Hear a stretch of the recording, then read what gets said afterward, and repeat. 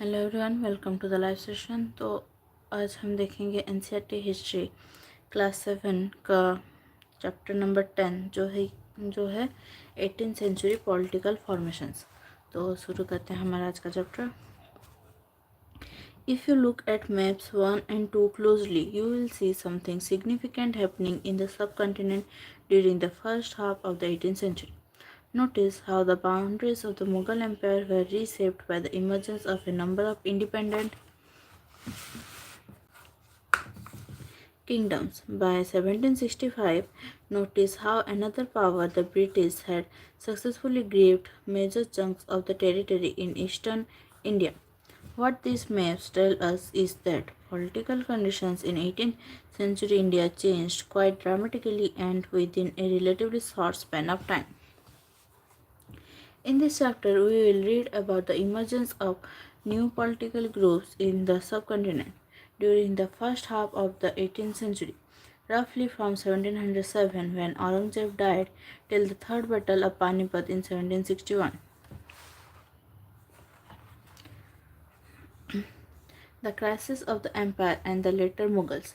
In chapter 4, you saw how the Mughal Empire reached the height of its success and started facing a variety of crises towards the closing years of the 17th century. These were caused by a number of factors. Emperor Aurangzeb has depleted the military and financial resources of his empire by fighting a long war in the Deccan. Under his successors, the efficiency of the imperial administration broke down. It became increasingly difficult for the later Mughal emperors to keep a check on their powerful Mansabdars, nobles appointed as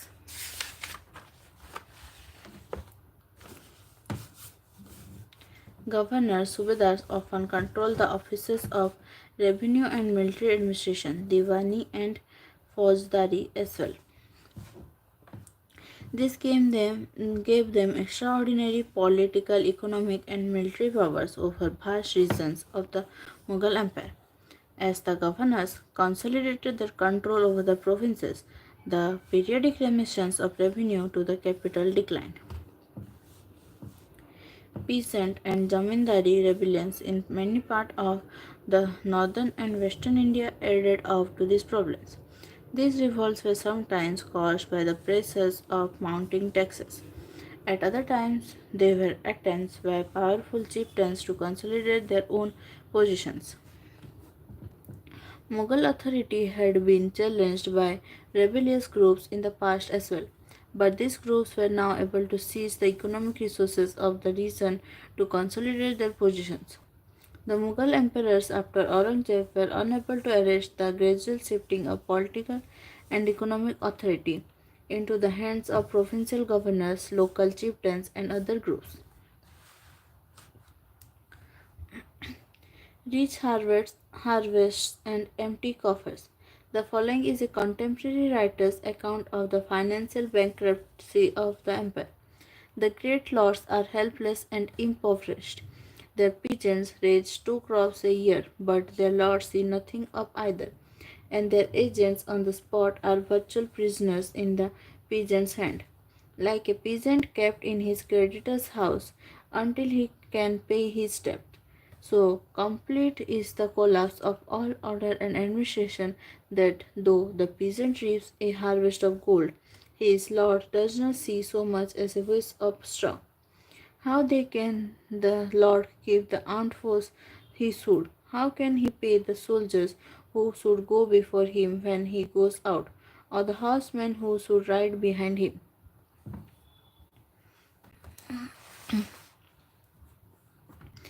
In the midst of this economic and political crisis, the ruler of Iran, Nadir Shah, sacked and plundered the city of Delhi in 1739 and took away immense amount of wealth.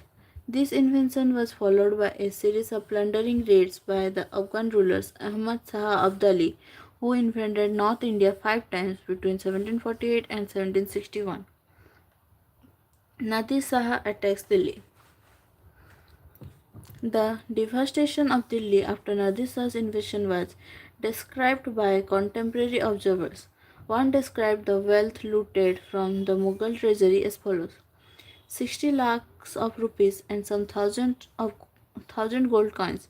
Nearly 1 crore worth of goldware, nearly 50 crores worth of jewels, most of them unrivaled in the world, and the above included the peacock throne.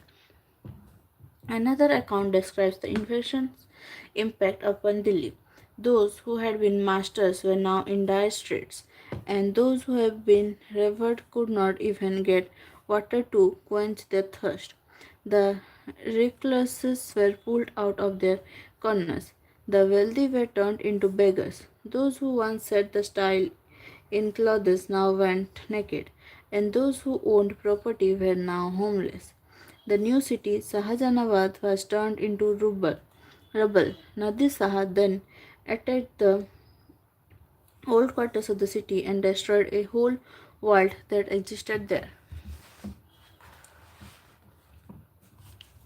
Already under severe pressure from all sides, the empire was further weakened by competition amongst different groups of nobles. They were divided into two major groups or factions, the Iranis and Turanis, nobles of Turkish descent. For a long time, the later Mughal emperors were puppets in the hands of either one or the other of these two powerful groups. The worst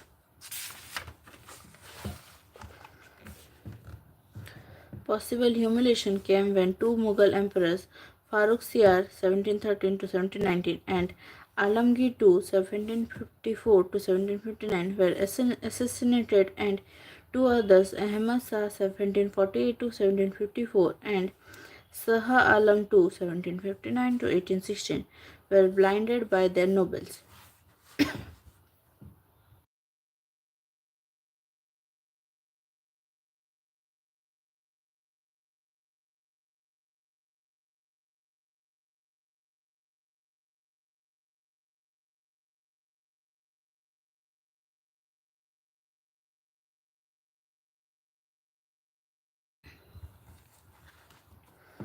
Emergence of new states. With the decline in the authority of the Mughal emperors, the governors of large provinces, Subadars, and the great Zamindars consolidated their authority in different parts of the subcontinent. Through the 18th century, the Mughal Empire gradually fragmented into a number of independent regional states. Broadly speaking, the states of 18th century can be divided into three overlapping groups. States that were old Mughal provinces like Awadh, Bengal, and Hyderabad, although extremely powerful and quite independent. The rulers of these states did not break their formal ties with the Mughal emperor. Second, states that had enjoyed considerable independence under the Mughals as Watan Jagirs. This included several Rajput principalities. Third, the last group included states under the control of Marathas, Sikhs, and others like the Jats. These were of differing sizes and had seized their independence from the Mughals after long drawn armed struggles. The old Mughal provinces. Amongst the states that were carved out of the old Mughal provinces in the 18th century, three stand out very prominently. These were Awadh, Bengal, and Hyderabad. All three states were founded by members of the high Mughal nobility who had been governors of large provinces. Sadat Khan Awadh, Murshid Quli Khan Bengal, and Asaf Jah Hyderabad. All three had occupied high mansabdari positions and enjoyed the trust and confidence of the emperors. Both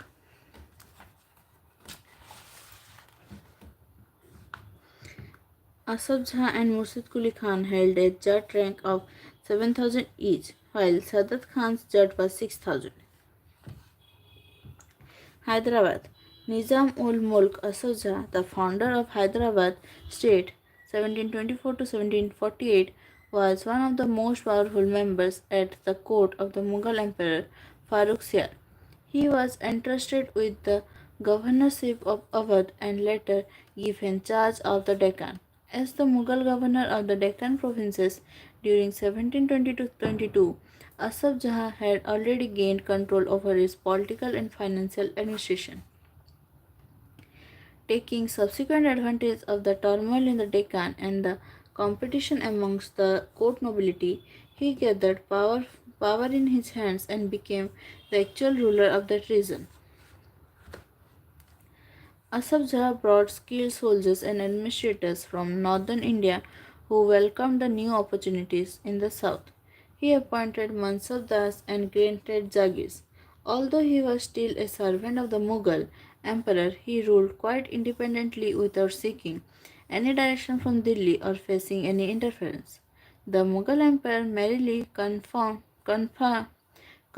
the decision already taken by the Nizam ul Mulk Asaf Jah.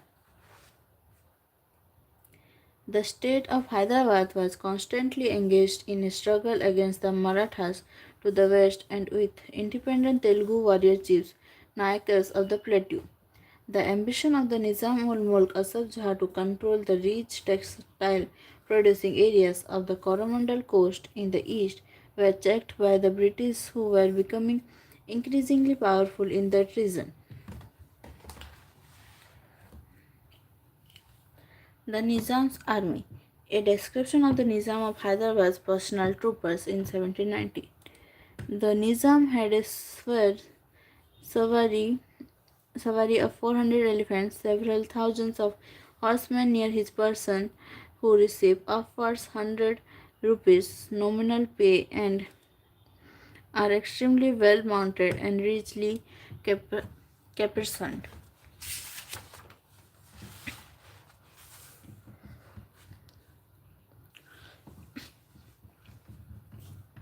Awadh.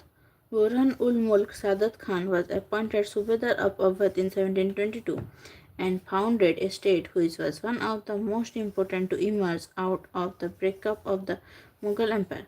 Awadh was a prosperous region, controlling the rich alluvial Ganga plain and the main trade route between North India and Bengal. Burhan ul Mulk also held the combined offices of Subedari, Diwani, and Fauzidari. In other words, he was responsible for managing the political, financial, and military affairs of the province of Awadh. Burhan ul Mulk tried to decrease Mughal influence in the Awadh region by reducing the number of office holders, Jagirdars, appointed by the Mughals. He also reduced the size of Jagirs and appointed his own loyal servants to vacant positions. The accounts of Jagirdars were checked to prevent cheating, and the revenues of all districts were reassessed by officials appointed by the Nawab's court. He seized a number of Rajput jamindaris and the agriculturally fertile lands of the Afghans and of Rohilkhand. The state depended on local bankers and Mahajans for loans. It sold the right to collect tax to the highest bidders.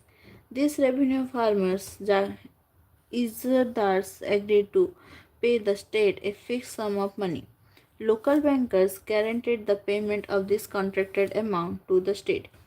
In turn, the revenue farmers were given considerable freedom in the assessment and collection of taxes.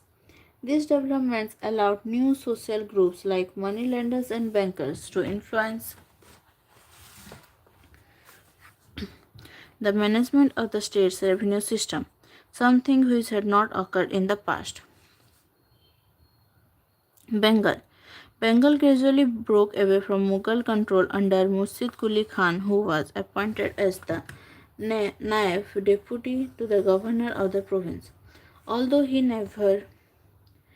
a fo- never a formal Subedar, Murshid Quli Khan very quickly seized all the powers that went with that office.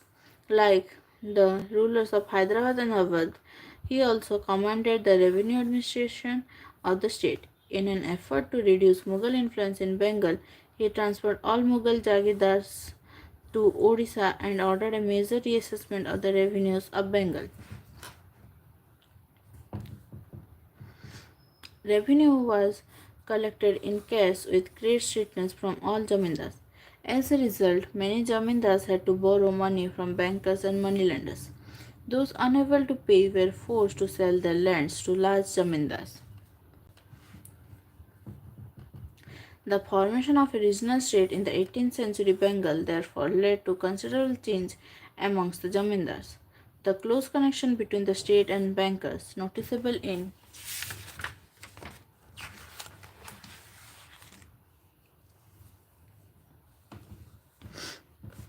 Hyderabad and Awadh as well as was evident in Bengal under the rule of Aliwadi Khan. During his reign, the banking house of Jagat Seth became extremely prosperous.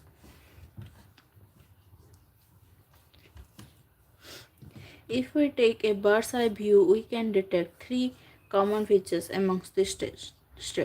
First, though many of the larger states were established by erstwhile Mughal nobles, they were highly suspicious of some of the administrative systems that they had inherited, in particular the Jagirdari system.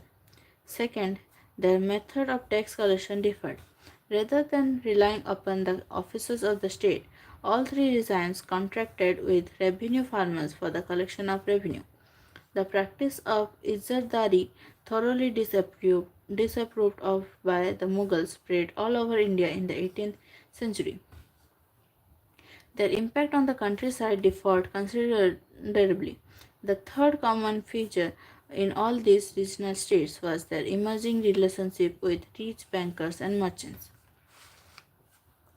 These people lent money to revenue farmers, received land as security, and collected taxes from these lands through their own agents.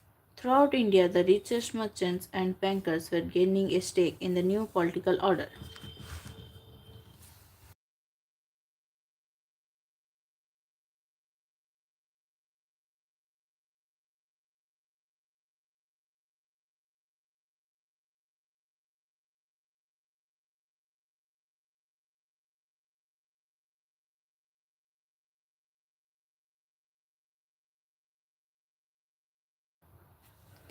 The Vatan Jagirs of the Rajput. Many Rajput kings, particularly those belonging to the Amber and Jodhpur, had served under the Mughals with distinction. In exchange, they were permitted to enjoy considerable autonomy in their Vatan Jagirs. In the 18th century, these rulers now attempted to extend their control over adjacent regions. Ajit Singh, the ruler of Jodhpur, was also involved in the factional politics at the Mughal courts. Many Rajput rulers had accepted the suzerainty of the Mughals, but Mewar was the only Rajput state which defied Mughal authority. Rana Pratap ascended the throne at Mewar in 1572, with Udaipur and large part of Mewar under his control. A series of envoys were sent to the Rana to persuade him to accept Mughal suzerainty, but he stood his ground. These influential Rajput families claimed the subedari of the rich provinces of Gujarat and Malwa. Raja Ajit Singh of Jodhpur held the governorship of Gujarat and Savai Raja Jai Singh of Amber was governor of Malwa. These offices were renewed by Emperor Jahandar Shah in 1730. They also tried to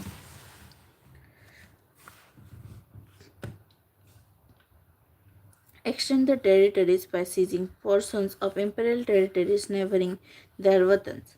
Nagaur was conquered and annexed to the House of Jodhpur, while Amber seized large portions of Bundi. Savai Raja Jai Singh founded his new capital at Jaipur and was given the Subedari of Agra in 1722. Maratha campaigns into Rajasthan from 1740s put severe pressure on these principalities and checked their further expansion. Many Rajput chieftains built a number of forts on hilltops which became centers of power. With extensive fortifications, these majestic structures housed urban centers, palaces, temples, trading centers, water harvesting structures, and other buildings. The Chittorgarh fort contained many water bodies, varying from talabs, ponds to kundis, wells, bawlis, stepwells, etc. Raja Jai Singh of Jaipur. A description of Raja Jai Singh in a Persian account of 1732. Raja Jai Singh was at the height of his power. He was the governor of Agra for 12 years and of Malwa for 5 or 6 years. He possessed a large army, artillery, and great wealth. His sway extended from Delhi to the banks of the Narmada. Savai Singh, the ruler of Amber, constructed five astronomical observatories, one each in Delhi, Jaipur, Ujjain, Mathura, and Varanasi, commonly known as Jantar Mantar. These observatories had various instruments to study heavenly bodies.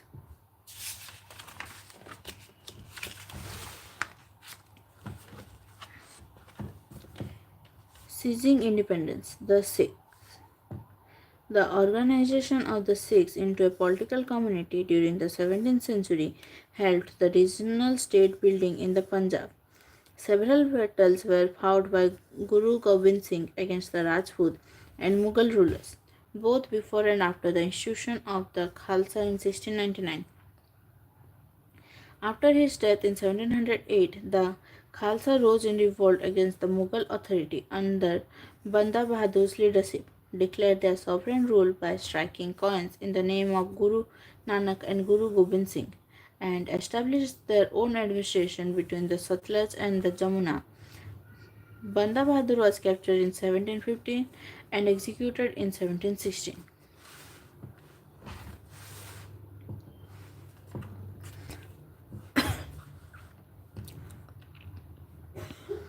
Under Under a number of able leaders in the 18th century, the Sikhs organized themselves into a number of bands called Jathas and later on missals. Their combined forces were known as the Grand Army Dal Khalsa.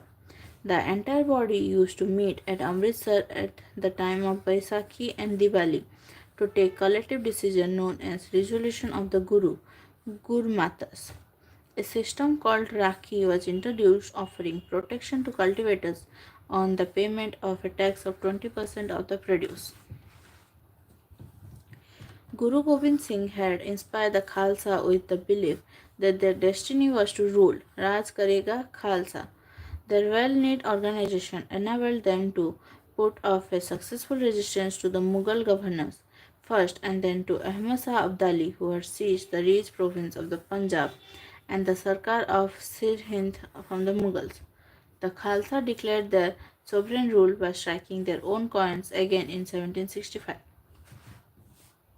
Significantly, this coin bore the same inscription as one on the orders issued by the Khalsa in the time of Banda Bahadur. The Sikh territories in the late 18th century extended from the Indus to the Jamuna, but they were divided under different rulers. One of them, Maharaja Ranjit Singh, reunited these groups and established his capital at Lahore in 1799. The Marathas. The Maratha kingdom was another powerful regional kingdom to arise out of a sustained opposition to Mughal rule. Shivaji, 1627 to 1680, carved out a stable kingdom with the support of powerful warrior families, Deshmukhs. Groups of highly mobile peasant pastoralists, Kunbis, provided the backbone of the Maratha army. Shivaji used these forces to challenge the Mughal in the peninsula. After Shivaji's death, effective power in the Maratha state was wielded by a family of Chitpavan Brahmins who served Shivaji's successors as Peshwa or principal minister.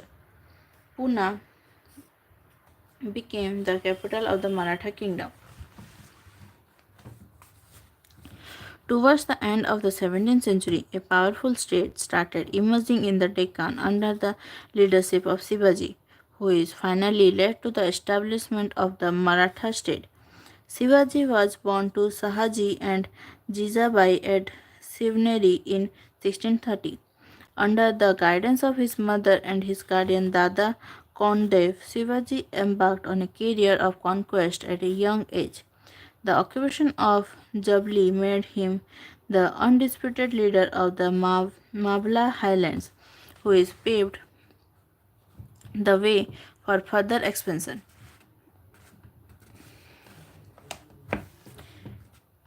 His exploits against the forces of Bijapur and the Mughals made him a legendary figure. He often resorted to guerrilla warfare against his opponents by introducing an efficient administrative system supported by a revenue collection method based on Chauth and Sadesmukhi, he laid the foundations of a strong Maratha state.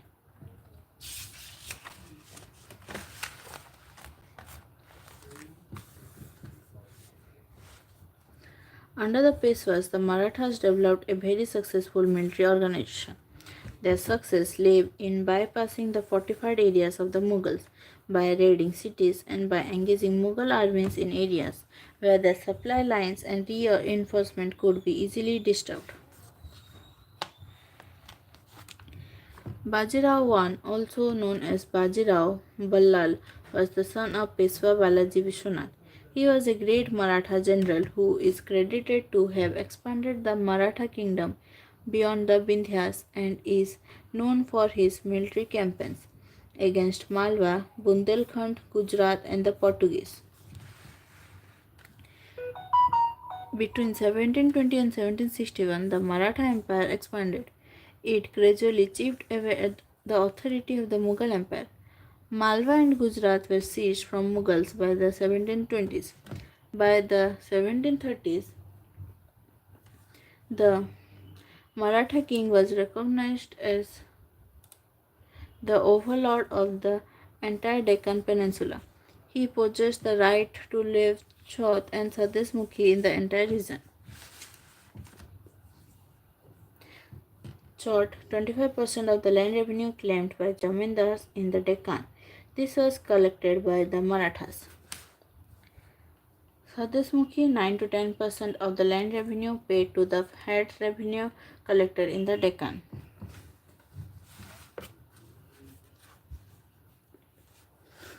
After raiding Delhi in 1737, the frontiers of Maratha domination expanded rapidly into Rajasthan and Punjab in north, into Bengal and Odisha in the east, and into Karnataka and the Tamil and Telugu countries in the south.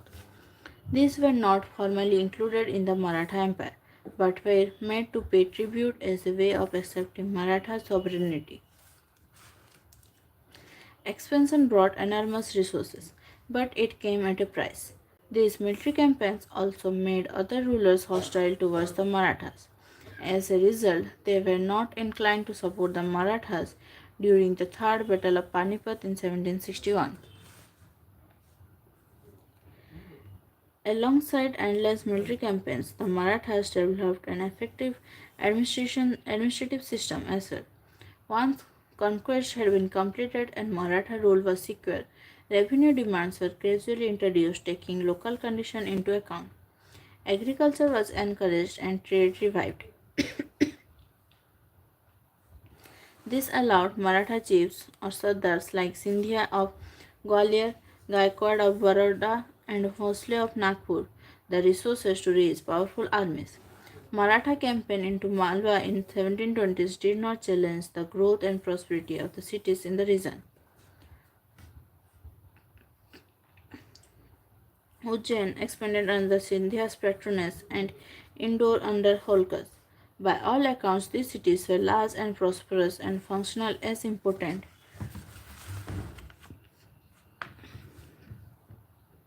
commercial and cultural centers. New trade routes emerged within the areas controlled by the Marathas. The silk produced in the Chanderi region now found a new outlet in Pune, the Maratha capital. Burhanpur, which had earlier participated in the trade between Agra and Surat, now expanded its hinterland to include Pune and Nagpur in the south and Lucknow and Allahabad in the east. The Jats. Like the other states, the Jat consolidated their power during the late 17th and 18th centuries. Under the leader Churaman, they acquired control over territories situated to the west of the city of Delhi, and by the 1680s they had begun dominating the region between the two imperial cities of Delhi and Agra. For a while, they became the virtual custodians of the city of Agra. The power of the Jats reached its zenith under Suraj Mal, who consolidated the Jat state at Bharatpur in present-day Rajasthan during 1756 to 1763. The areas under the political control of Suraj Mal broadly included parts of modern eastern Rajasthan, southern Haryana, western Uttar Pradesh, and Delhi. Suraj built a number of forts and palaces, and the famous Lohaghar fort in Bharatpur is regarded as one of the strongest forts built in this region.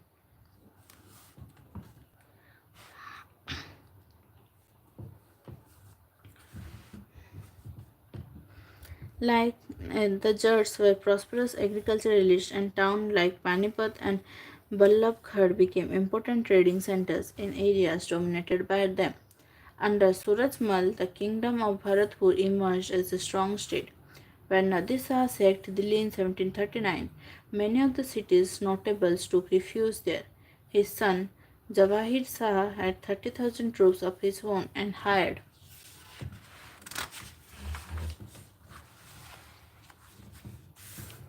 another 20,000 Maratha and 15,000 Sikh troops to fight the Mughals.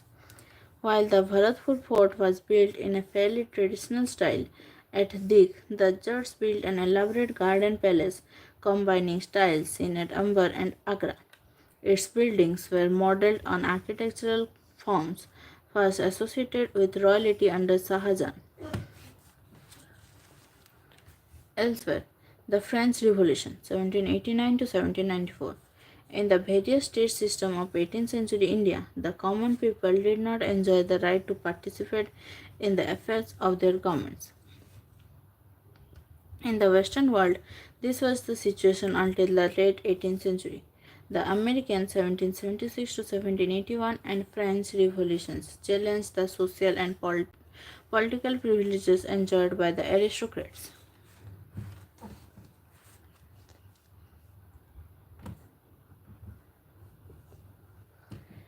During the French Revolution, the middle classes, peasants, and artisans fought against the special rights enjoyed by the clergy and the nobility. They believed that no group in society should have privileges based on birth. Rather, people's social position must depend on merit. The philosophers of the French Revolution suggested that there be equal laws and opportunities for all. They also held that the authority of the government should come from the people who must possess the right to participate in its affairs. Movements such as French and American Revolution gradually transformed soldiers into citizens.